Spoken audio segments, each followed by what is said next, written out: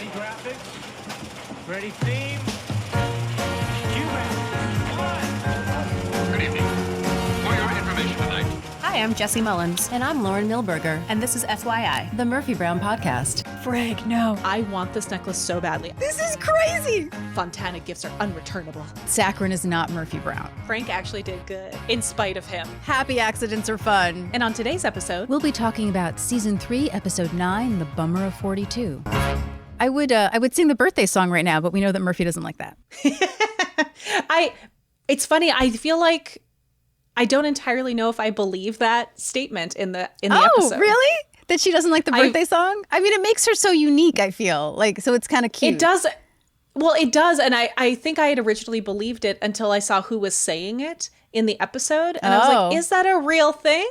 Or is that like made up for the artifice of the relationship? Because what I think is so interesting is Murphy's clearly so into her birthday that the idea that she doesn't like the birthday song is... well, listen, maybe she prefers the Stevie Wonder birthday song. A lot of people do. I honestly do as well myself. Also, fun fact about that song. Yeah? I, one year for Martin Luther King Jr. Day, had the day off because it was like a long weekend or whatever. And I decided to go check out the nearby Unitarian church. Unitarians are delightful people to me. And we were new to the area, so I decided to go check it out. And because it was the weekend of Martin Luther King Jr., that was their worship song, because that song is about MLK. Oh, how cool. Isn't that cool? Right before you told the story, it dawned on me why they added that to the script. Because at the time, Happy Birthday was very expensive to get the rights for. Oh my gosh. That makes complete sense. The reason I forgot was because very recently in 2016, there was a lawsuit in which the song was declared public domain. Yeah. It really was sort of known in the industry for a very long time that, like, this song is ridiculously priced. Like, the person who's doing this knows what they have, and there's no way that anyone will ever use it because it is so expensive. Which is insane to me. It feels really Scrooge McDuck. 100% it feels Scrooge McDuck. I know exactly what you mean, and I agree. But as somebody who, one of the worst things that you could do to me on my birthday is sing this song to me, and especially sing this song in front of other people to me. I hate it. I was a little girl who, like, if you sang it to me at the restaurant, I would literally fall underneath the table and hide. I hate it so much. So I felt a kinship. And so I'm just going to continue believing that she truly doesn't like it so that I can have this kinship. I feel like as much as Murphy likes to be the center of attention, I think I could passably believe that the association of being in a restaurant or being with like a group of people which she doesn't want to be around. It's very saccharine. Exactly. And saccharin is not Murphy Brown.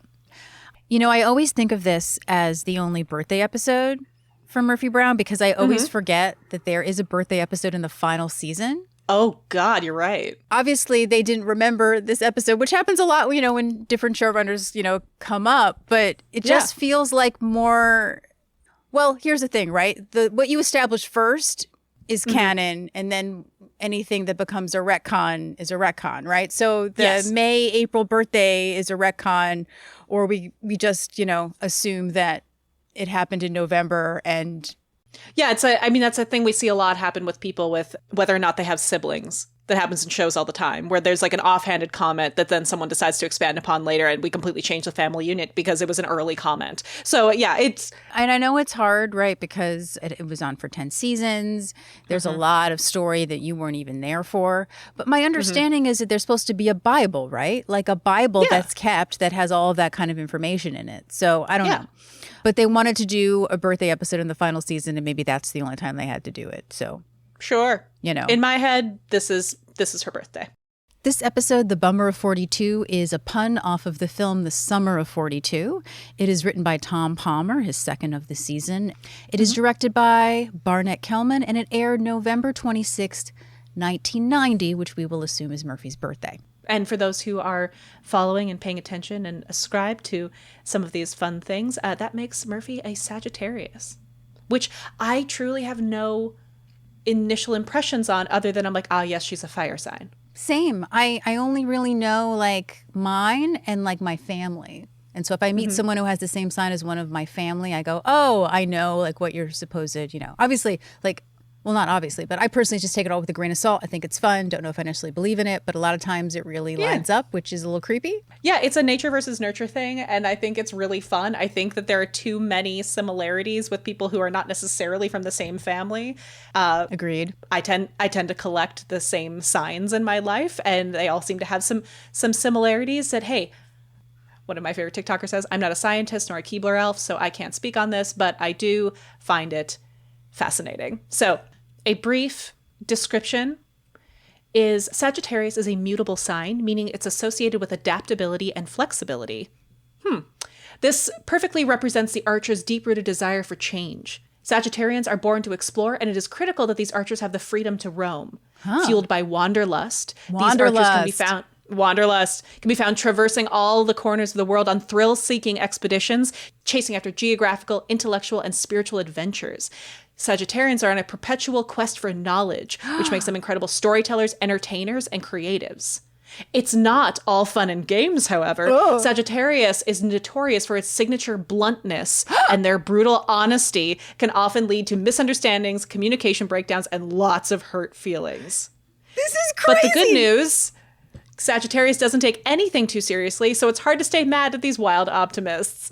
This is crazy because I absolutely promise you that the writers were not thinking this. They probably just went, let's do a Murphy birthday episode during sweeps. Like, I do not Truly, think that they were... those who are listening to this right now, our writer friends who are listening, are like, why are they spending so much time on this? Yeah. None of us thought this far about it. But Stop you know what? giving us Well credit. done. Well done, Tom and team, for, in my opinion, nailing it based off this one summary that I found with a quick Google search. I love happy accidents. Happy accidents I know, it makes are me fun. happy. So here is the TV guide. Frank surprises Murphy on her birthday with the sister she never had and doesn't want after she can't shake the fake sibling. I mean, to the point, not as punny, as interesting as some of our other ones, but, you know, to the point. It gives you what they're selling. So should we go into the episode? So we open with a montage. And when I was first watching this, I was like, oh, little kid birthday parties. And the first picture is this little girl at this giant dining room by herself. And I was like, that feels like that's a real Candace picture. And then they're going through and I was like, okay, do I recognize anyone else? And I wasn't sure. And I wasn't sure. And I was like, maybe, until baby Grant showed up. And that's when I was like, ah, yes, this was all of the cast. Someone who has not changed. Yeah, because it's been a long time. It's been since like beginning or halfway through season 2 where we've had like a montage that matches the credits like this, which I think is really adorable when they do that. But yeah, Grant is perfect. Oh my God, he's the same. Hasn't changed a bit. But also the picture of Joe looks like some professional. It's like incredible. The lighting is gorgeous. He's blowing out candles and you're like, wow, like someone in your family was really good at photography. Great at this.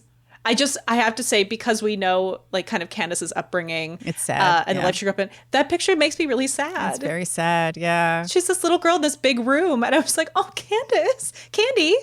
If you know the context of her childhood, there's so much to that picture, is all I'm saying. It could also fit into Murphy's childhood. Exactly. It's incredible. But before we get into the actual episode out of the montage of the Sweet Babies, the song. So the name of the song is called The Birthday Party. And it's by, now you tell me, Jesi, a group of 3 white women that I have never heard of, called the Pixies 3. Not the Pixies, the Pixies 3. Ever heard of them? What? I'm asking if you ever heard of them. Oh, I have not. No. I assumed you didn't. No. I just wanted to check because I have never heard of them. And I can't remember if I only know this song, which is probably right, from this episode because I've seen it so many times. But it made me think of, you know, Leslie Gore, It's My Party, I'll Cry If I Want to, right? Like, so it's that same sort of like early 60s. I feel like for a lot of our audience, a great example would be the beginning of Hairspray. Right? Yeah. Like the early 60s were very different from the mid to late 60s. The music was different. You're coming in from the 50s. But what's interesting is that girl groups in general really became very popular. I just think that the ones that we know now are more like Motown, the people who just like hit after hit after hit.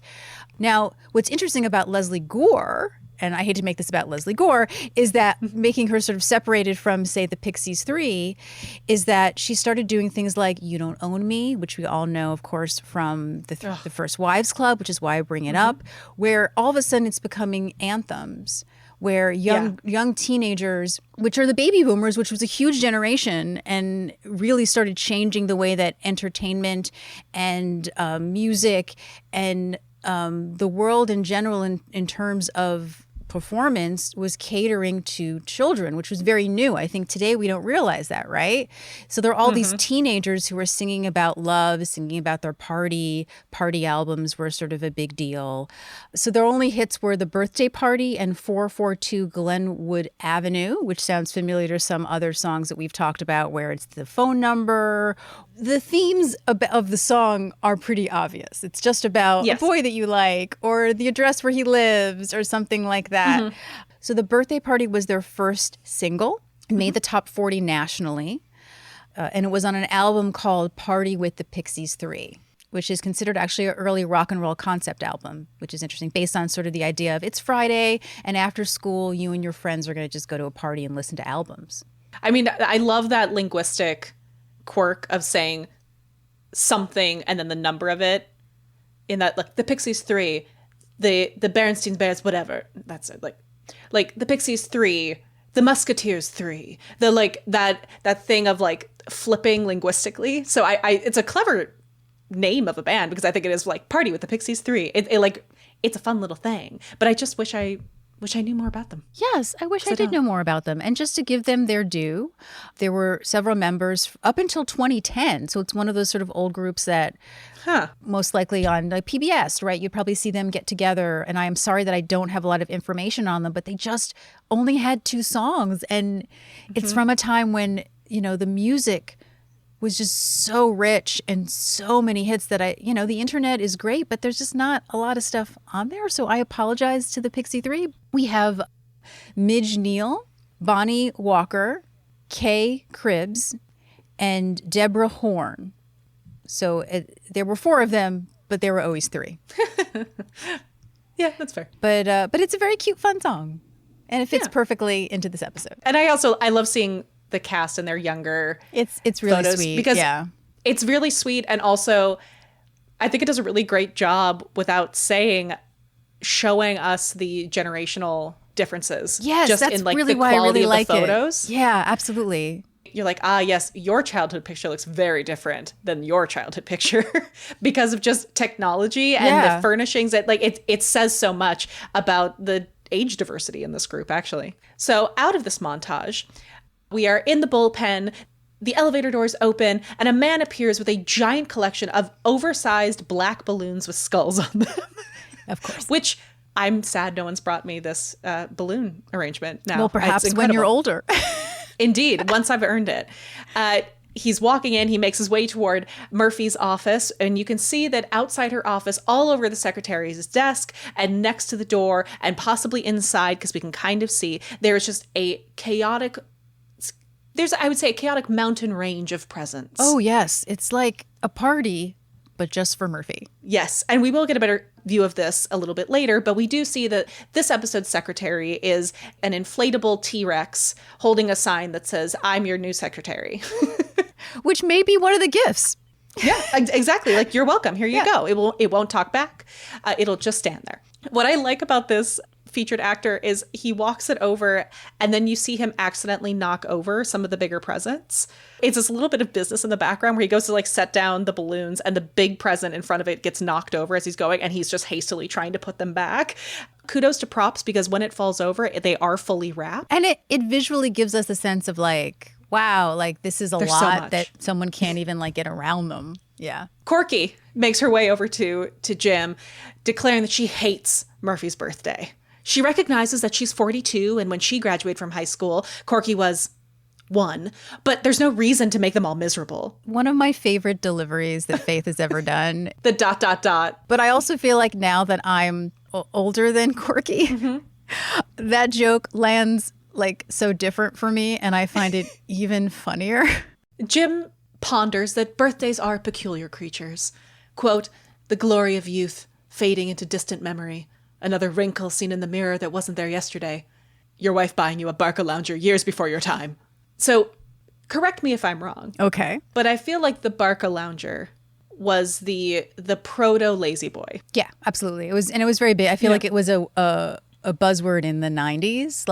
It was everywhere. I'm not sure that the younger generation understands what that means in the context of this joke. And it's a company name, right? Barca Lounger is the company. Yeah, and it's still going. When you hit a certain age and you needed that comfortable, relax. So the idea that she gave him an old man's retirement chair. It's the chair in Frasier. Years before his time. It's Marty's chair. Yeah. Oh, that's such a good example. Yes, it's Marty's chair. So he comes out of this horrified gaze that he gets when he talks about something that has ruffled him. And he says, some people have a hard time dealing with the fact that they're another year older. The elevator dings in that moment, and Murphy comes bursting out saying, hey, everybody, it's party time. To which Jim says, then there's Murphy. Yes, which none of us are surprised about. I mean, Murphy would definitely be that girly who would be like, it's my birthday month. It's my birthday week. Did anyone know it was my birthday? My birthday's coming up. And yes, for many people, their birthday is the one day when they get a lot of attention. Murphy doesn't need that, but no, she loves to be the center of attention. Yes. Why wouldn't she like her own personal Christmas? Well, and I think to the point we were making about the picture of Candace, like, alone in this, like, genteel dining room. The idea of, like, I don't think that for Murphy's birthday that it was the celebration with others that she would have wanted. Oh, yeah. As an adult, she finally gets to have the birthday she always wanted, which was, like, forcing her friends to hang out with her.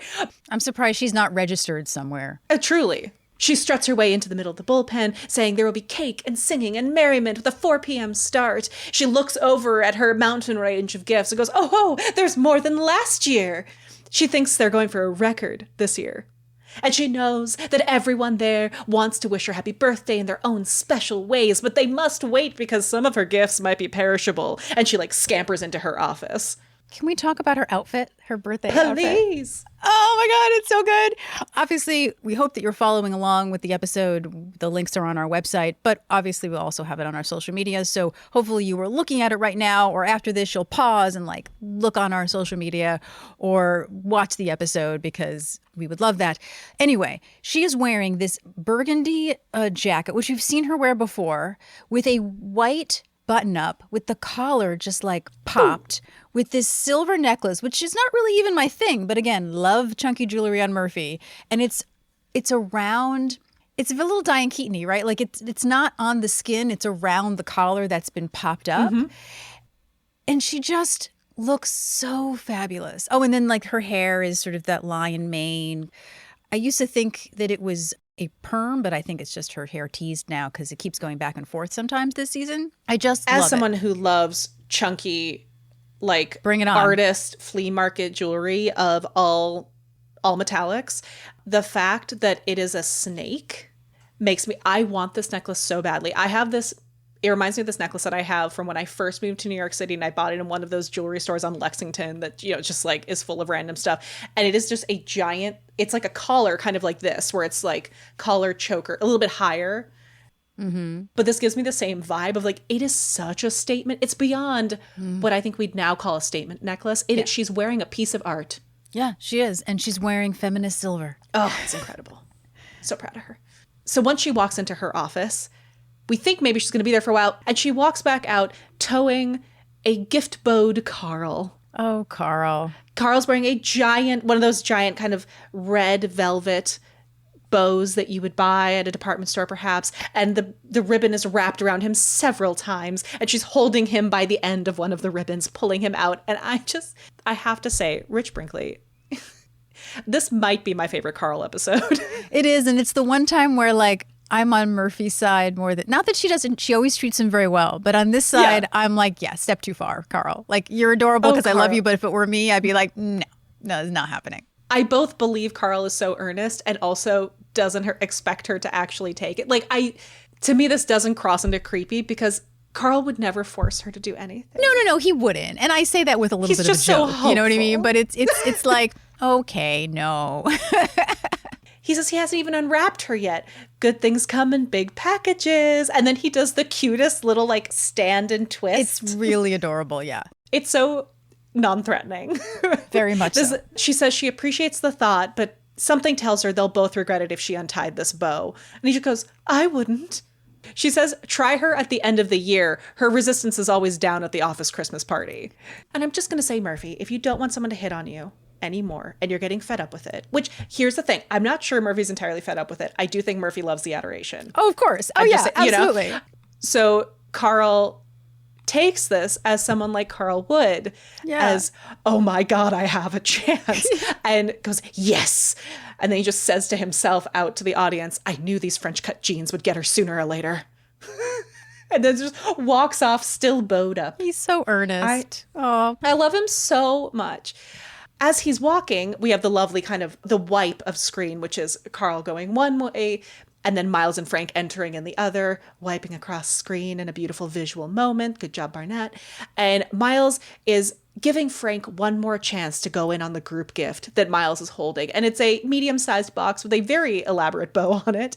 Frank says no, he doesn't need to go in on the group gift. Murphy is his best friend, and he always gets her something only he would think of. Miles says he holds in his hands the perfect gift. Oh, Miles, no, it's not. Jim comes around the coffee stand and is like, yes, it is. It was ingenious. They got her, someone who travels a lot, the perfect gift, a portable pants presser. Yes, which honestly, I'm on Jim's side. Perfect gift. Also, I love these moments when the writing is such a gift to a specifically like theatrical trained actor, because the way that Jim plays these plosives, the portable pants press, yes, like it's incredible. When we interviewed Denise Moss, she talked about how Charles was so good at taking lines that on paper wouldn't be a huge laugh and like turning it into a joke. And I like, think how do you not just relish in the triple P of the portable pants presser? It's great. So good. Miles seems to internally wince a little bit. He says he needs to let them all know that he went in a different direction. He was in the store and saw something else. And then Frank says one of my favorite lines of the episode, solely because of Joe's delivery, which is, better than a pants presser? That's hard to believe. He's so good at that sort of mocking stuff. Like it's in moments like that that you're like, oh, this is why Murphy and Frank are like really good friends. Like that they both are on that same plane, even though at one point they sort of divert where he becomes so neurotic and, you know, she's would be like, I can't stand, you know, like just whatever, get over it kind of a thing. And Miles reveals the thing he saw, the better thing he saw, was a home blood pressure check kit. Jim and Frank's faces of horror right behind his shoulder are incredible. A gift from the heart for the heart. So here's my question. What would you do if you were 42 and someone gave you a blood pressure kit? Because I would kill him. I mean, my blood pressure would never be higher than the moment I received that kit. Not to mention getting that gift from a younger person. Yep. Mm-hmm. I have never been so not on Miles's side. Yeah, I don't. It's. And you know he doesn't mean it because Miles would have totally bought that for himself. Now, of course, also, if you think about it, this is after the episode at the end of season 2 where they were all having stress problems and Murphy hurt her back. The two of them need this kind of help. But it doesn't matter. A person of his age giving such a gift to a person of her age is such a mistake. What I love is the way Joe has Frank just kind of back up out of this conversation now, because this is not his circus, not his monkeys. He's not in on this group gift. So he's not going to be here for when the other two launch in. To which Jim declares that Miles has had no right to go against the wishes of the group. Corky stands up from the table now and says she wanted to get her an abdominizer. Oh, Corky. Which, if there is ever an 80s, 90s fitness gadget name, it's the abdominizer. Like, it is. Thigh master. Exactly. Yet again, the young person wanting to buy the old person something they want. You know, we've learned throughout the last 3 years that it's not just Murphy who is a selfish human being. And you need to have some kind of ego to be on camera. I love the moments when they're all more alike than they are different. Well, same. It's great. They all begin arguing over each other. The only one that I can pick out is Miles saying, I'm an executive. I know how to make decisions. Yeah. Murphy comes out in the middle of this argument saying, look what Pete Rose made for me. It's a personalized DC license plate. And she cackles appreciatively and then goes back into her office. Now, I originally, when I watched this, went, oh, Pete Rose was in jail for betting. And then I looked it up and it was like, no, actually, it was tax evasion. He was kicked out of baseball for betting. Yep. So that one surprised me. I had not remembered that. Pete Rose was the manager of the Reds. He also was a baseball player himself. And this is a very timely joke. There's a couple of timely jokes in this. Oh, there's some very timely jokes. And now that she's left, they ask, so what did Frank get her? And he said he's amazed even himself this year. Yeah. He'd racked his brains for months. What do you get for the person who has everything? Really, right? And then it came to him. A sister. Corky, my other favorite line. A nun? It was so good. It was so good. That's one of the lines I wrote down, yeah. It's incredible. And he says, no, like a sibling. She's an only child and said to Frank once that she's always wondered what it would have been like to have siblings. So he went to New York and hired an actress to be her sister from noon till midnight that day. Corky is correct and cries out, this is the stupidest gift she's ever heard of. It is. He doesn't know what to buy for women. I was going to say something when you bought me that wiffle ball set for my birthday, but now you've gone too far. We've now discovered they've all bought selfish gifts. Now, before we go into this, I'm going to quickly ask you a question. Yeah. Is this a gift that you think is a good gift? I think I'm torn because I have the hindsight of how it eventually turns out. Fair. I'm torn because I know that it becomes a positive in the end. Mm-hmm. What I think is the most interesting about it is that it came out of Murphy pre-rehab. Yeah, right? I'm curious about if it's a good present for Murphy now or if it was a good present for Murphy then. Well, that's a really good question. Now, emotionally, maybe a different answer from, is she ready to accept this kind of gift now because she is sober and awake to appreciate it eventually, right? To absorb it and remember it. Mm-hmm. I feel like Murphy before would have played along more. I feel like Murphy now is the one who would actually get the lesson she does later. So my thought is in two parts. One is what I thought originally when I watched it as a kid is this is such a thoughtful, creative gift which shows how much Frank cares about Murphy. Exactly. Right?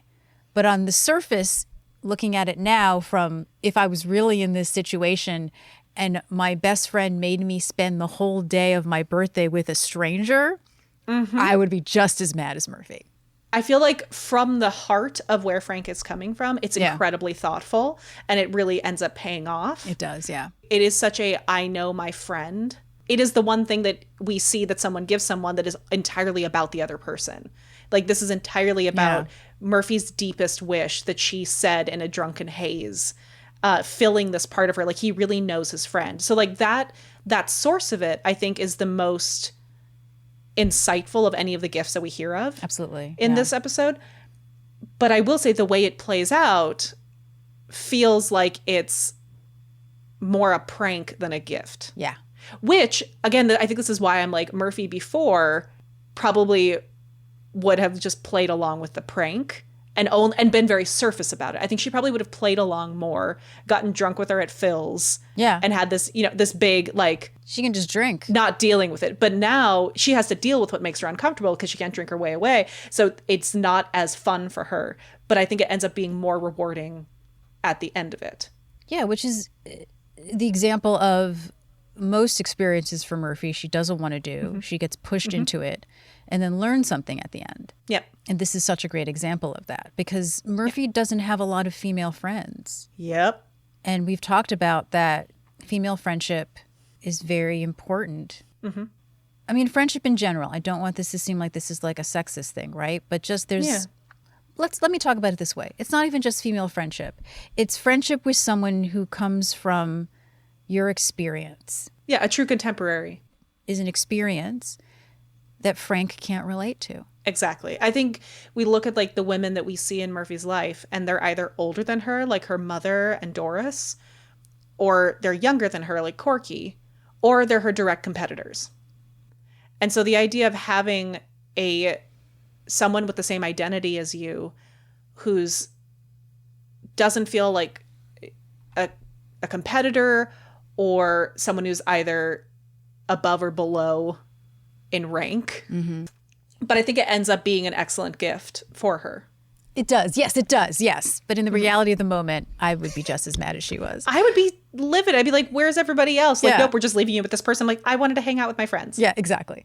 I'm also very surprised that Murphy, being Murphy, doesn't have a huge bash planned in the evening. That she only has this 4 p.m. cake and merriment stuff, and she doesn't have like a dinner party or something with a musical guest. No, but she says that that Frank told her to keep the whole day open. She thinks that Frank has planned something. It could be a surprise I know. party. I'm could be just Elton shocked John. that she didn't ignore. Oh, ignore. Oh, well, I guess it You shows know? how much that she trusts him, which is I even the know. worst part. I She think- trusted him, and he Yeah, was. she really thinks that he's giving her the thing she would have planned for herself. Yeah. Right. Yeah. Absolutely. He has a lot of money. His response to Corky is that, no, Murphy's going to love it. This actress has been researching everything of Murphy's life. The only thing is that they need Murphy to loosen up and get into it. So if they want it to be the best day she's ever had, they'll play along. And Murphy re-enters saying she can't believe it, the bushes stiffed her again. Miles tries to give her the group gift. And I love she just walks by brushing him off to go put it with all the other gifts. And he just stands there kind of miffed holding the box. Yeah. Yeah. Murphy begs Frank to just give her one hint. Is it animal, vegetable, or 4-wheel drive with Italian leather interior? And he says it's something she's never had, she's always wondered about, and she'll find out what it is at noon sharp when they're at Phil's. And Miles jumps in with, and we'll bring this to Phil's too. And he shoves the box in Murphy's face and then just sits there for a second and says, feel, too heavy to be a toaster. And I have to know how many versions of whatever that is Grant tried. Because I feel like that was potentially an ad-lib. It's very grand, and it's Yeah. So we're at Phil's. It's 12. Murphy is just like bated breath. Where's her gift? She wants it now. She's I mean, technically, I feel like it's 11:58. probably. We know You're right. when it's You're right. It's 12. probably 11:58. Yes. But until then, at Phil's at the hero table, Murphy is going to open up the gift that Miles is so excited about because she says it's from 3 people with very large salaries who chipped in to buy this for me. Yep. And what I love is the fact that Murphy finds out what it is. She assumes it's a gag gift. Yeah. Yep. Even when she opens it, she is like tearing it apart, like looking through everything, throwing all this sort of, packaging, looking for the real gift. As Miles sort of, explains what the gift is because he's so excited about it. And I love the fact that it's such a child thing to do, like not even to pretend, be like, no, this can't be it. This can't be my gift. Yeah. Because who would buy that for her? I mean, she is a prankster. So she does anticipate that people are going to try and prank her. Yeah, exactly. And coming from a family where my dad did the thing of buying you like a set of earrings and then putting it in like a Russian nesting doll of like 7 different boxes. Oh, that's great. I would jump to that. That's so great, Jesse. Oh, I love that. Yeah. So I feel like she's like, well, obviously you're pranking me, you tricksters. What did you really get me? See, like I didn't have Christmas, obviously. And so my parents made our birthdays kind of what I hear people tell stories about Christmas. So like I would wake up in the morning and all my presents would be in my room, Incredible. including a pink BMX bike. Oh, that's so cool. So as this is happening, this fabulous redhead in this fabulous salmon jacket, the costumes this season, we know that they win the Emmy this year, but like the way that they dress Christine Ebersol, who we know we're about to talk about, with this sort of teal jacket underneath and the white. And we know that this is probably the actress because she kind of signals Frank that she's ready. And then Frank is, all excited to present his gift. He said, what would a birthday be without family? All the way from your hometown of Philadelphia, your sister, Maddie Brown. This woman turns around with the biggest enthusiasm and yells, Stinky! Again, great presentation. But if I were Murphy and Frank did not explain it, I would have been so confused. So, like, I just would have been so confused. So confused. And particularly the woman hugs Murphy and Murphy says, Yeah. why is a woman I don't know hugging me? Maddie then introduces herself to everyone sitting at the table. I'm Murphy's sister. Now, I have decided that it's going to be very hard to tell everybody what Maddie says because of the delivery of Christine Ebersol and also because Yes. she talks so fast. None of Yes. us will do it justice, but just know that Nary a breath to be found. yes, this is a theater-trained actress as well, which Jesse will talk about. But I've been a fan of hers forever.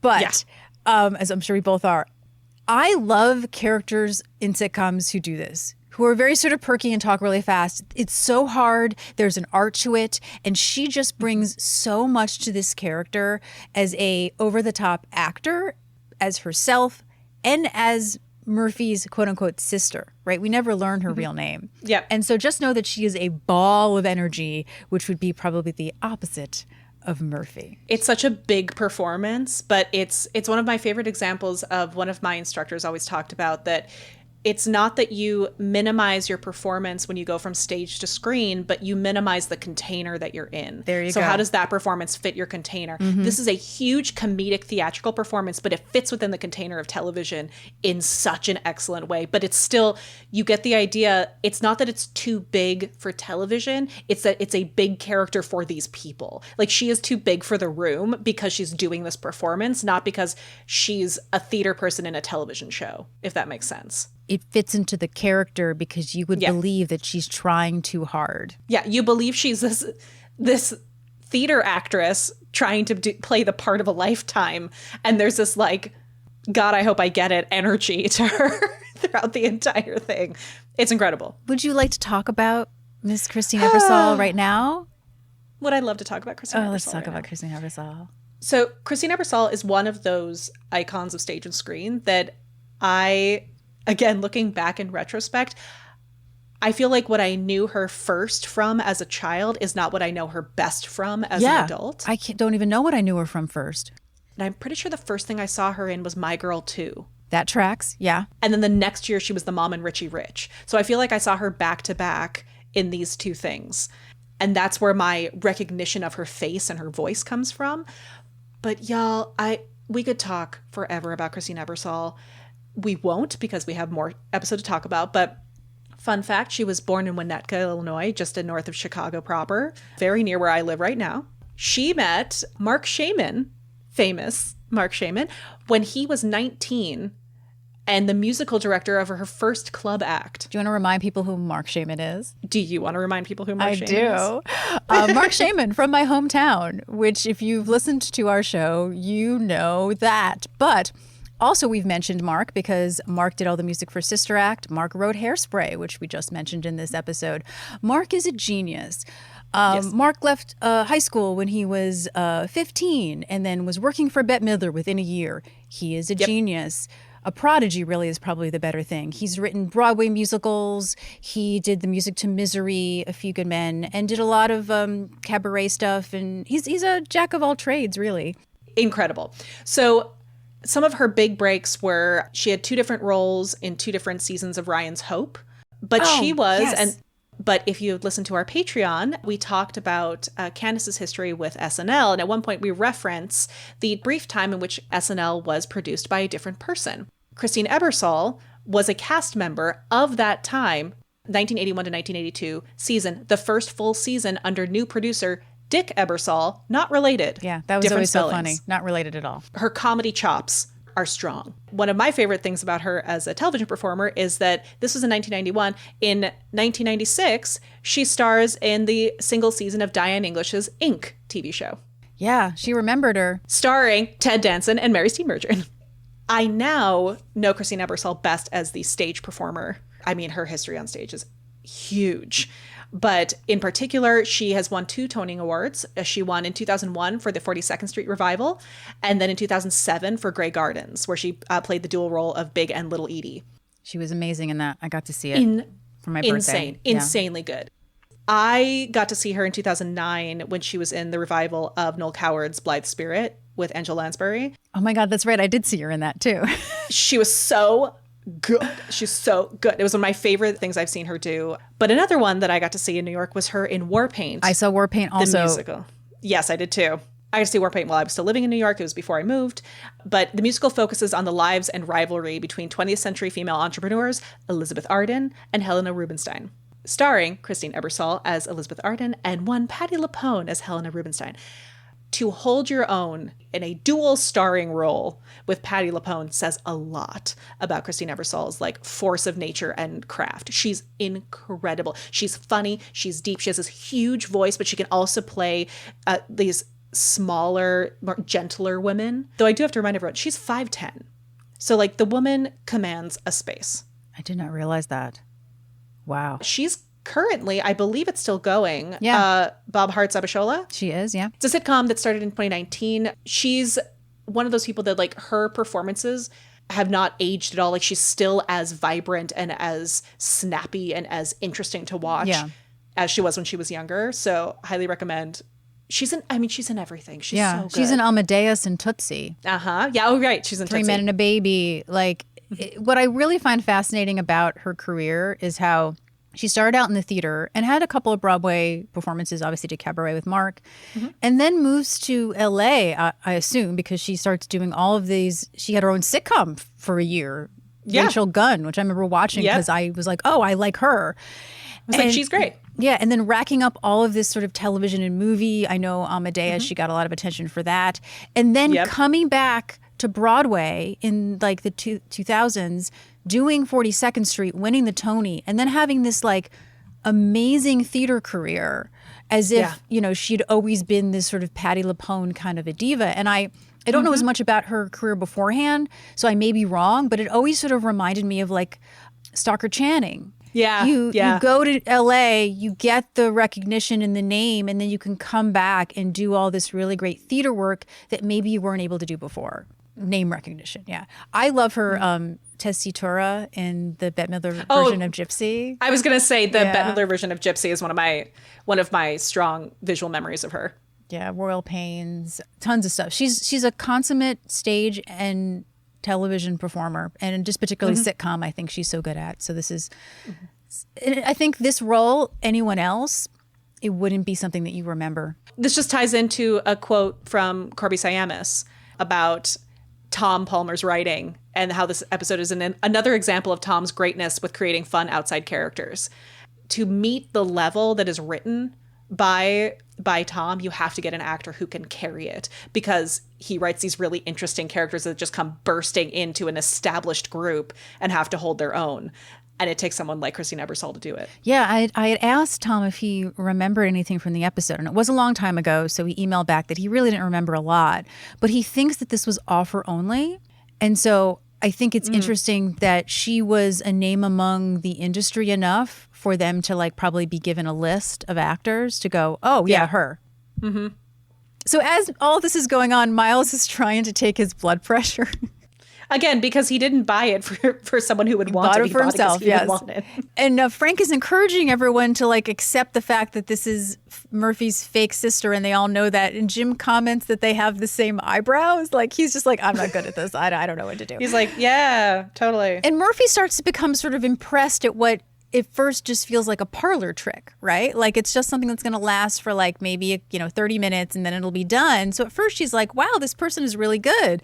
They remember that in their childhood, their father built Murphy a treehouse in the backyard for her 10th birthday, that Mark Beekman hit Murphy in the face with a 7-Up bottle and she got 17 stitches. And apparently that was something that happened to Tom. He said that someone threw a bottle and like messed his teeth up or something. He couldn't remember a lot of it, but he said that was something from his real life. So Murphy starts to test her. What happened in the treehouse on July 4th, 1959? And that was the day they came up with their secret handshake. And then she knows the handshake. Obviously, she did a lot of research. Murphy does it wrong to mess her up. And she corrects her. And again, Murphy is just like so impressed, like, wow, like this is really cool. And then Phil comes over and he overdoes a whole thing about family, which, is too much, which he wishes her a happy birthday and then she'll get a complimentary salad with her lunch. I also have to ask, how do you think she got most of this information in a non-internet time? That's the thing. I mean, we know that, I assume she's talked to Avery based on later. Yes, I think that Frank has provided her with probably a dossier, right? Uh-huh. But the fact that I think that to make this believable, they added in that line in the other scene where Frank is like, she's been doing research. Exactly. I'm like, but how was she doing the research? I Frank? think that she went down to Philadelphia. Yeah. She expensed it to Frank. Yep. And she interviewed like everyone that Murphy went to high school with, all of her friends. I mean, because I can't imagine that Murphy told Frank about the secret handshake. Yeah, exactly. I'm like, it doesn't take me out of the episode at all. I'm not saying that. I'm just like, I want a side plot where we watch Maddie, because we don't know her real name, researching, because it's hilarious to me. how she would have found this stuff. And I also believe it because she's so desperate to not lose another Yes. acting job. Yes, she's such a good actress. She's showing how much work she puts into it. Like she has a craft and she is dedicated. She is so dedicated. Just as it's about to wear off, everyone says goodbye. And Murphy is confused. Why is everybody going? And Frank's like, you won't believe it. You have Maddie until midnight. And that's when I'm just like, Frank, no. Your birthday alone with a stranger. Awful. Awful. As they're leaving, Miles asks Jim if his blood pressure 200/102 is good. And Jim says, there's justice in this world after all. Maddie thinks that Frank is cute. Uh-huh. She's trying to make like a girl, I think, sisterly conversation, right? Yeah. Yeah. Murphy is like, thank you so much. You know, you'll still be paid. You can go. It doesn't matter. The novelty is worn off for her. She has a very short attention span. And this really upsets Maddie. She says it's happening again. She's been fired from every single acting job she's ever had. Oh, wow. Maddie. What could she have done? That's why I'm like, she seems competent. I mean, I wonder if she's too intense about her parts. she'll be anything that Murphy wants. She'll be, you know, she doesn't have to be her younger sister to make her feel old. She can be her illegitimate sister. She can have an accent like mom and dad sent her away to some English boarding school, and she has an effective speech. And she goes, "Oh, Murphy, why don't we take the ponies out for a ride?" It's so good. You know, she's just so desperate. She could be Murphy's older sister. She's really good at this. I think that she's really good. She's just trying too hard. And Murphy is miserable as they leave Phil's. And we cut to the bullpen. We're back. Murphy enters and she's still miserable because Maddie is still talking. Yes. You can tell she has not stopped talking. They make their way into the center. Maddie says she never understood why Murphy was in such a hurry to grow up. She'll never forget her raiding mother's liquor cabinet on her sweet 16th birthday. She still thinks that's where her problem started. Oh, she's going deep. Oh, and Murphy just looks out and says the most pitiful, Frank. Maddie says hello to the room, and that's when Carl makes his way over, introduces himself. He didn't know that Murphy had a sister. And Maddie very sweetly asks him what he does, and Carl is shocked. Oh, he's so that upset. Murphy hadn't told her about him by now. Sweet Carl. And Murphy just miserably says, she and I aren't very close, Carl. Frank arrives, and she takes that opportunity to pull Frank into the office alone. And we finally get to see how chaotic her office is at this time, and it is just wrapped and unwrapped gifts galore. There's a giant pig plushie on top of the desk. There's a Reagan cutout of him as a cowboy in his movie days with a bow on it. It's incredible. Like, I feel like every time I would watch the episode, I would notice something new in the room.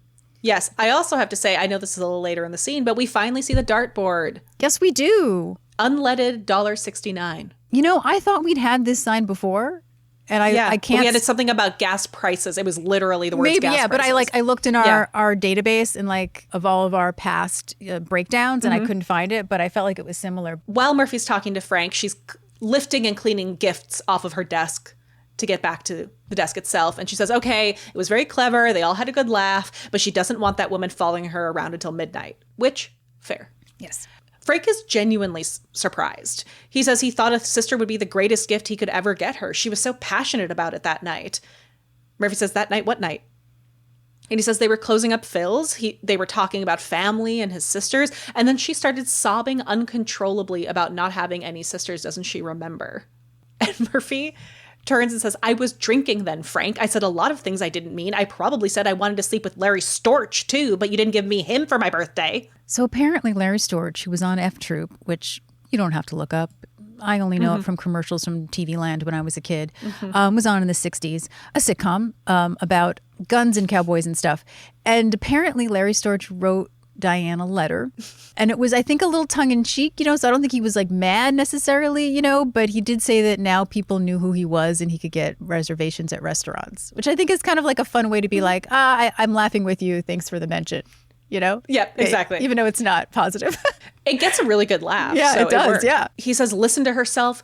Can't she just forget she's a reporter who brokers all day long in reality and just let herself experience something she's never known for one day? He says, cut yourself loose. What do you say? And at this point, she has made her way around to kind of downstage, and she's holding one of the gifts that My she has picked up favorite. from her desk. It is a red crowbar with a yellow bow on it, and she uses that to gesture that she's gonna get him. I love this. He says, "What a sad, sad statement." And he says, "Well, I am not calling her off."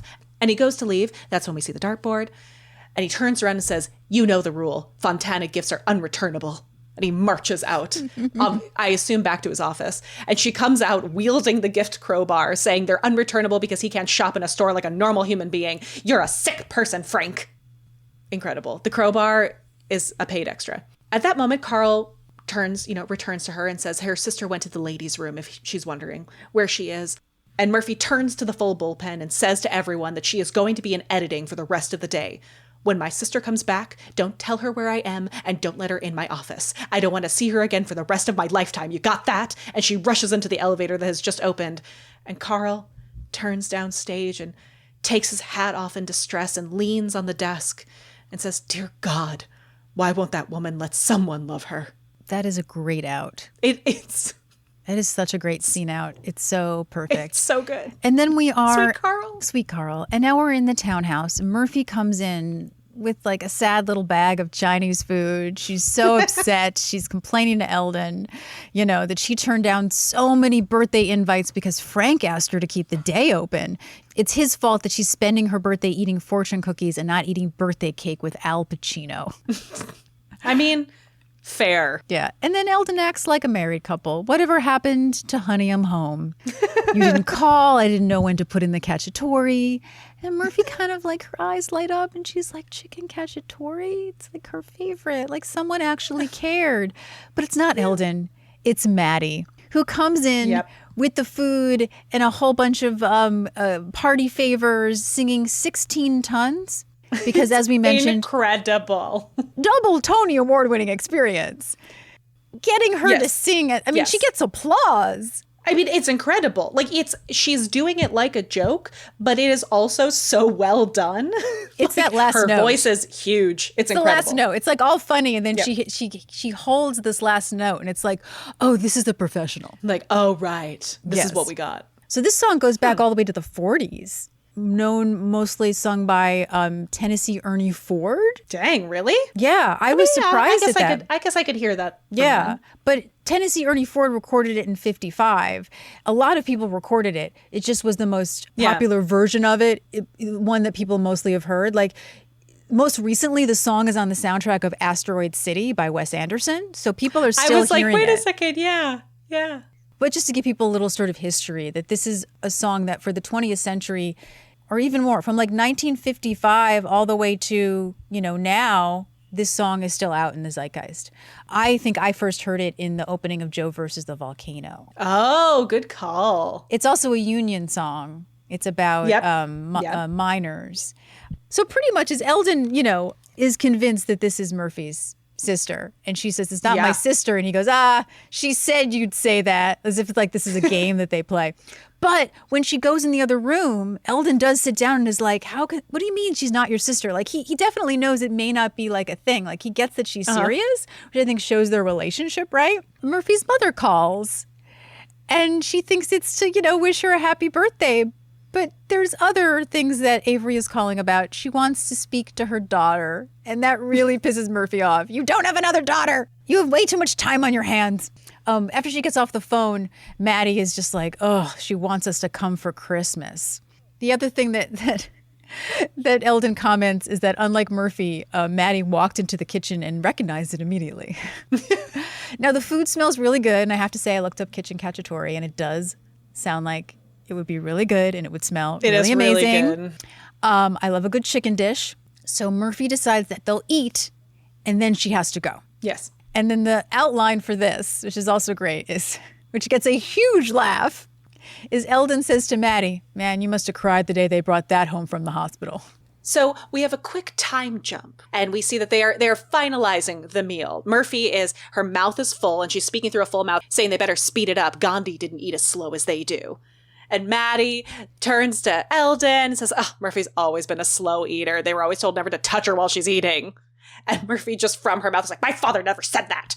I mean, it seems like maybe it hit a little too close to home with the way that she snaps about that. I'm just saying. Eldon, ever the The man to fall in love says that the dinner was excellent and Maddie is very charming. You know, he was recently hurt by a woman. Oh, Eldon. He could do worse.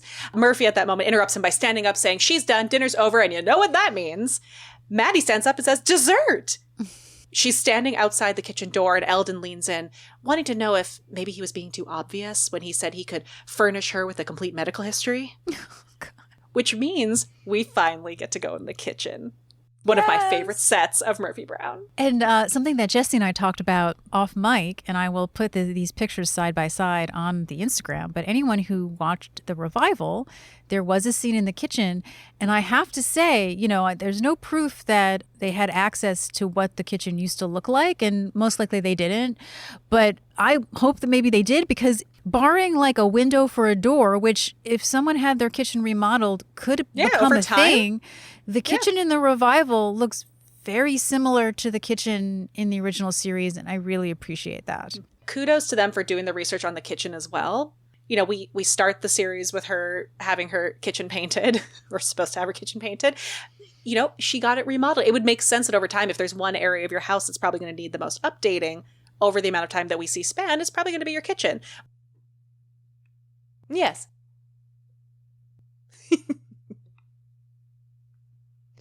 So speaking of Murphy's kitchen, we have found something that I have never noticed. And it's funny because it's not like we have really clean copies. I mean, they're pretty clean. Yeah. Don't get me wrong. That makes sense. Because otherwise, like, the screen, it's full of so much wonderful, I think, so it was like right up in my design face. interest. I mean, you did discover it, so I feel like you should tell us. No, I'm so proud of you. I want you to take all the credit. Would you like to tell the audience what we discovered? Okay. Oh, thank you. Little archaeologists. So above the window, like beautiful, in Murphy's kitchen, I would say typeface, a nice script. Much like a modern it gives you the feeling love. of an inviting, motivational message, a mantra for the room. Indeed. Yes. Very, very white lady kitchen aesthetic, but with a Murphy twist. The sign says, "Do unto others." I do believe. I think there are multiple reads of this sign. Which I feel can be taken two ways. Don't you think? I firmly believe the only reason it was purchased was to get them before they get you. And I think she allows people who want to believe the best in her to read it the other way. Absolutely. Mm-hmm. I feel like Frank would have absolutely bought that. I also wonder if this was a gift. So we see Maddie and she's at the fridge and Murphy walks in saying, it's 10 o'clock. Do you know where your airplane is? Which for people who may not know, I feel like it's on TikTok a lot and Instagram, but there used to be a PSA in the 90s and maybe even in the 80s that said it's 10 p.m. Do you know where your children are? Which was just about kidnapping and stuff. And the life of the latchkey kid. Have you seen the videos that have come out about the PSA that was about being nice to your kids? No. Oh my God. I think it's from the 80s. And it's just this like montage of kids, you know, dropping things or having a bad grade and the parent snapping at them. And the PSA is literally like, have you considered being gentle with your child? Maybe what they need is like, it's literally telling our parents to be nice to us. Like, what a time. They had to be reminded to hug us and to maybe check and make sure we were home at 10. Like, what a time. What a time to be alive. Maddie is at the fridge, as we said, and she is insisting. Now, this is where we start seeing some of the best choices that Christine Ebersole makes, which is Maddie has this manic like desperation in her eyes, but she's holding it together. But you can just see in her eyes that she's starting to lose it, that the stakes are high. But then at one point, like when she talks about the Beatles, her voice goes really high. Oh my God, she's so good. Like you could just feel the tension in her. And she says, well, dessert is part of dinner and she won't hear anything about it. They're going to make brownies just like they did the day Paul left the Beatles. And she Paul left the Beatles. But she glides over to the counter and her eyes, her eyes are so desperate. They're enormous. But also like, it's that great thing that her entire body is gliding and controlled, but her eyes, you just know it's not okay. Murphy approaches her and says she has tried to be nice. She's going to bring out the artillery. If Maddie doesn't leave in 3 minutes, she's going to physically throw her out. Can we also talk about that, like, the entire island is just filled with food and a Yes. mess? And I really love that detail. I mean, obviously she was cooking, but like it just sort of shows like if she just gets it to midnight, then she didn't get fired from the job. Exactly. Also think that it's just so funny and sad that that's probably the most action that island has seen in years. Yes. Like, it's just the island's probably so happy to be used. I mean, the best joke in the revival is when they open up the oven and the instructions are still inside. Yep. It's just I was that like, kitchen's like, killer joke. yay, Killer joke. yay, a friend is here. So in response to this, Maddie sighs and takes off the party hat and says, okay, you win. I'll go. It's obvious I can't make this work for you. Kudos. It's not resentful. It's not petulant. And it's what softens Murphy because she just seems so disappointed and sad. Murphy softens and says, look, all this food is yours. Why don't you take it with you? Maddie's not leaving anytime soon because Maddie's going through it. And just says, boy, it's just staring me in the face, isn't it? Actress. Who am I kidding? Murphy's like, nope. Okay, so why don't you start rapping while you're having these feelings? She's trying to get her to help her wrap things up. And Maddie's about to process. So she says, deep down inside, I guess I've always known my limitations. And she says she hasn't had much success as an actress. Maddie starts describing a commercial. And what's really funny about this, she describes this commercial and my brain was positive I'd seen it before. I think I was thinking of the California Raisins. I think, yeah, I think so. Maybe it's because this scene was so evocative to me as a young person watching it that I conflated the two. Murphy asked the same question. Were you in there? Yeah. She describes this commercial where peanuts are marching into a peanut butter jar. One peanut refuses to jump in because she doesn't think she's up to their standards. And Murphy pauses in her, that peanut was you? Maddie looks sad at the question and says, no, that's how I feel about my career. She says what makes it all sink in is seeing where Murphy is in life. Famous, successful, respected. And that's a moment where Murphy finally kind of stops trying to hustle her out and says, it's not all it's cracked up to be. And this little opening allows Maddie to keep going. And she says, ever since she was little, she dreamed of being a great actress. She'd dress up as Katharine Hepburn, her dog was Spencer Tracy, and act out Adam's rib. And Murphy laughs. And this is when she finally stops entirely. And she comes down and she's kind of chuckling to herself. And she says, and Maddie, wonders why she's laughing. And she says, well, she used to pretend the strainer was a microphone and make the kid next door be Nixon. And then she'd nail him after the checker speech. To which Maddie goes, I know. Because Maddie did her research. That's so funny. I didn't see it that way. And I love that you see it that way. And it makes much more sense because the way that I saw it was that she just said that to still be in character. Oh, no, I 100% was like, she knows because she probably went to the neighbor's house and asked them about Murphy growing up. And they were like, oh, she terrorized my son and made him be Nixon. And Maddie says the difference is Murphy made it and she didn't. Murphy comes over and she says one of my favorite little speeches that she has. She says, after I got out of college, I thought I was going to be the greatest broadcast journalist of my generation. I had this audition tape and I begged a friend to get it to Howard K. Smith. To me, he was the best. What broadcast journalism was all about. I wanted to be Howard K. Smith in a dress. Which I love because we always talk about how Murphy was referred to as Mike Wallace in a dress. Mm-hmm. So I'm just like, was that intentional? She says, so I waited and waited for a response. A month, 6 weeks, nothing. Finally, I called my friend and he told me, in fact, Howard K. had seen my tape.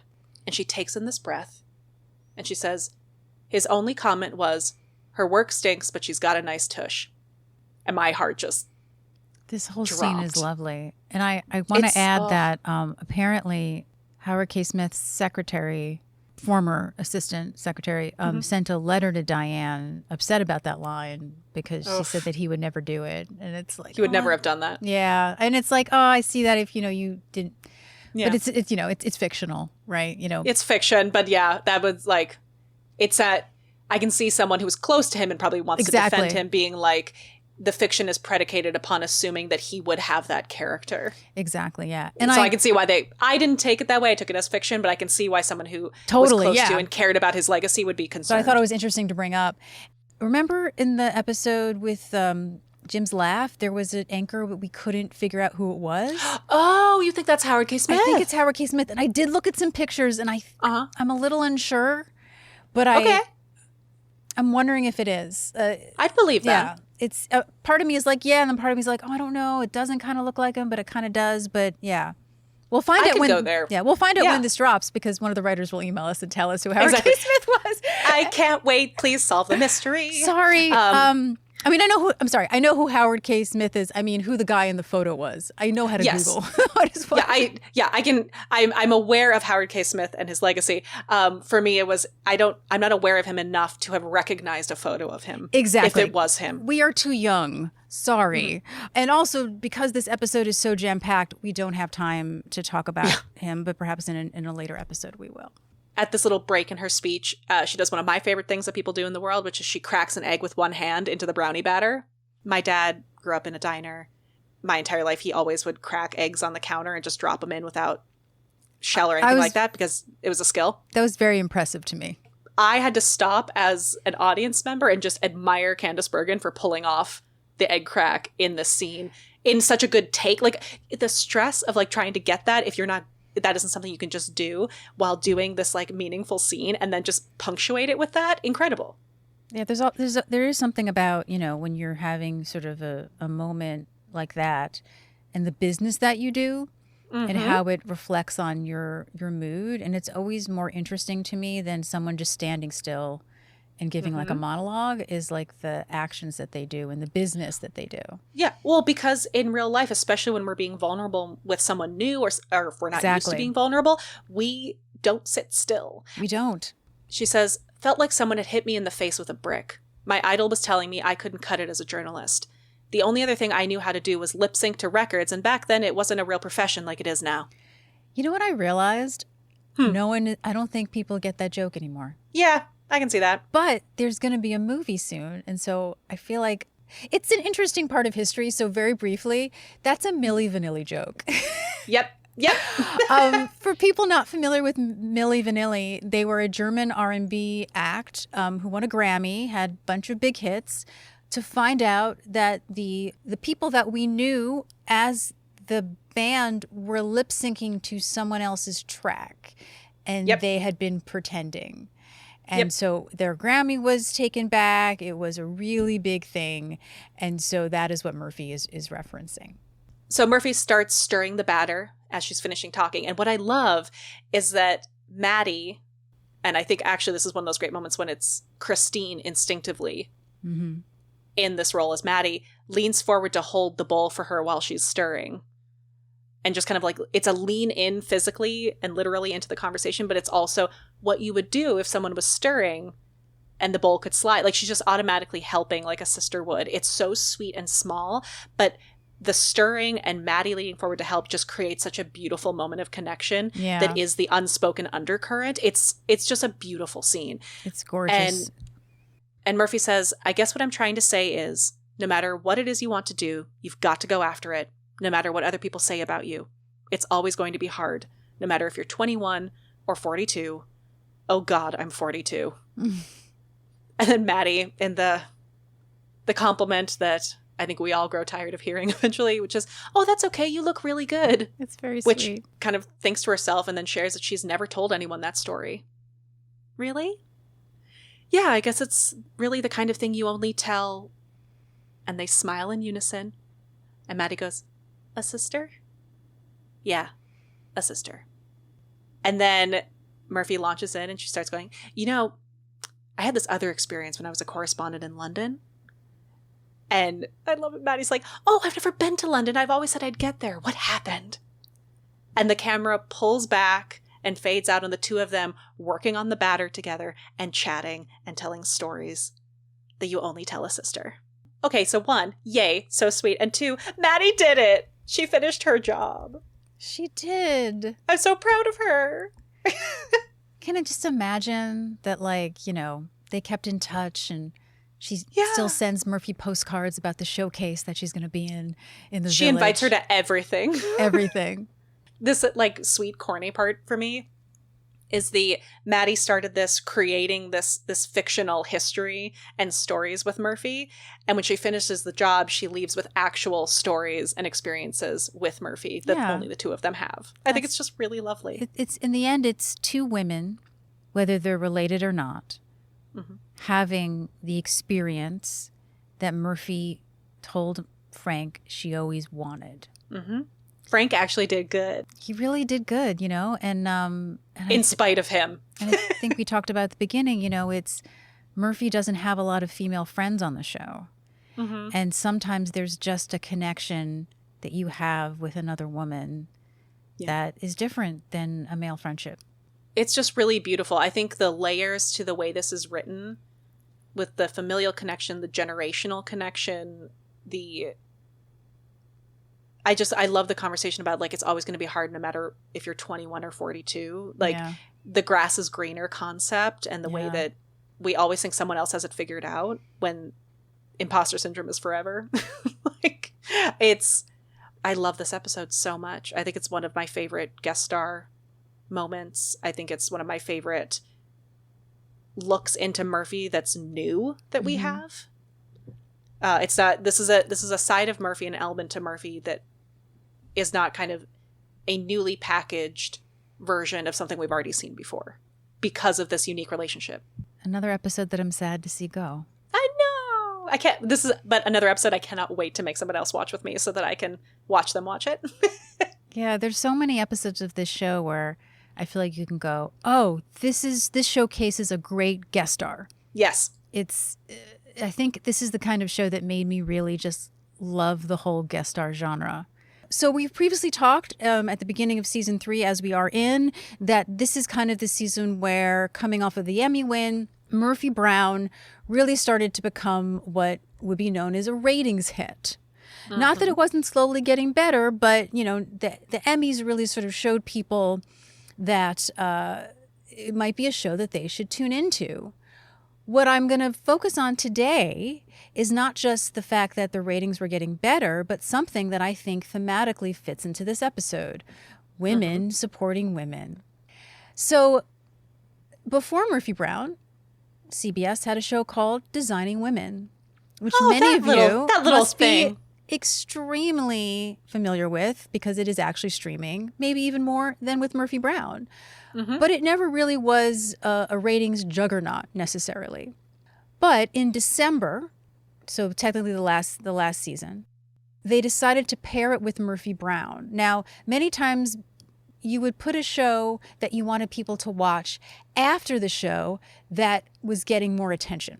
Because the idea was that, oh, well, people will watch Murphy Brown and then it'll lead directly into Designing Women or whatever the next show is, and they're more likely to not turn their television off. This was done a lot with Thursday nights. That's how Cheers kind of became a hit. And then eventually that's what happened with Cheers, was you would air something after Cheers so that you could hopefully get the audience to just completely sort of change. So Monday nights started to sort of become this big powerhouse hit for CBS in the way that Thursdays had been in the 80s for NBC. There's this really interesting article specifically that talks about that.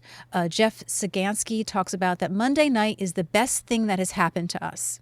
But they particularly feel that Designing Women was helped by Murphy Brown. Murphy Brown is in its 3rd year. Designing Women is in its 5th year.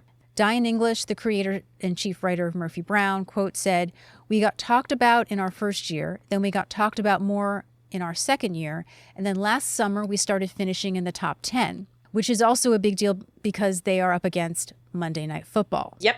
Monday night is hard, especially in the fall. Yes. NBC had been running movies on Mondays, and Murphy Brown was aimed to appeal to a core audience of younger women, which I think is very interesting. Yeah. I don't think I would have predicted that. I love that it was, but 40 and younger as opposed to 40 and older, maybe. Diane felt that the Emmy really made a difference because they were splashed all over every newspaper. If you had seen the show only a couple of times or your friends told you it was a good show, now you were seeing it called the best comedy on television and in your local paper. Yeah. This also, I think, is a testament to the time when, like, shows were given time to breathe, right? Like, it wasn't just like, well, it's not doing well in the first season, we're going to, get rid of it. We talked about in season 1 and 2 how the show was more of a critical darling. It sort of slowly kind of was becoming a hit. And then along with it, Designing Women then regularly started appearing in the top 10. Hey. So here are two shows that, were really very much sort of helping each other. This article even says that only 2 years ago, CBS had almost no strength on Monday night. Murphy Brown was there, but was struggling. Designing Women was there, but not scheduled adjacent to Murphy Brown. Designing Women was successful, but not a hit. So it's like separately, they were doing okay, and then together, they became this amazing powerhouse hour of female comedy. Both shows, by the way, created by women. Mm-hmm. Now, something also interesting is the article also references that Vice President Dan Quayle's favorite show is Major Dad. Ding! At the end of this season, Cheers was number one. And when I say season, I mean the 90 to 91 season. Cheers was number one with a 21 share. And Murphy Brown was tied at 7th with America's Funniest Home Videos for a 16.9. Dang. Pretty good. The top 3 shows are Cheers, 60 Minutes, and number 3 is Roseanne. And as we've talked about, Roseanne was always a hit. Also, I think a really interesting quote that I have from my scrapbook is a great way, I think, to sort of end this, is from a 28-year-old woman named Allison Stewart. And this is sort of a roundup of the season in Entertainment Weekly. And she says that on her must-see list of TV are what she calls the Women Power Hour, Murphy Brown and Designing Women, where there are no bimbos or bimbos are made fun of. Huh. I mean, you know how I feel about the concept of a bimbo, but I understand it's the context in the quote there. Yeah, and this is from and 1990. How that is unique, yeah. Yeah, and also just that's fascinating. To remind people, in 1987 was called the Year of the Bimbo. It was in all the papers. So this is a word. It was a very specific term of the time. Yeah, so I think that in the context of the time, this person is probably referring to the fact that they don't like that word. But yeah, well, and the idea that like that concept is not welcome here. Exactly, because... Which I love, because that's true. That's even, we look at a character like Corky that people could easily assume that that's what they're doing, and her entire character is about being like, that's not true. Yeah, and also a 24-year-old at the time, the young people. The young people. The young people. And they didn't want to cast a 40-year-old woman. Whatever. I think for people who are fans of Designing Women, you have Murphy Brown to thank for its success. Thank you for listening, friends. If you enjoyed what you heard today, please show us your support by liking, subscribing, and interacting with us on social media. Our handle everywhere is @MurphyBrownPod. You can also email us at murphybrownpod@gmail.com or visit our website at murphybrownpod.com. Share us with your friends. Give us a 5-star rating wherever you listen to podcasts. You can also support the podcast by checking out our Patreon. You can donate once or be a recurring subscriber and access exclusive deep dives on Murphy Brown and other related topics, as well as bonus content we had to cut for time. 100% of what you donate goes toward creating this podcast. So any way you are able to support, we deeply appreciate. And we'll see you next time for another edition of FYI, the Murphy Brown Podcast. Murphy loves the smell of the food. It's a chicken kitchen. Murphy loves the smell of the food. Again, a kitchen. Oh my God, Lauren. Murphy loves the I'm a blooper. I'm a walking, talking blooper. Mm-hmm. Mm-hmm.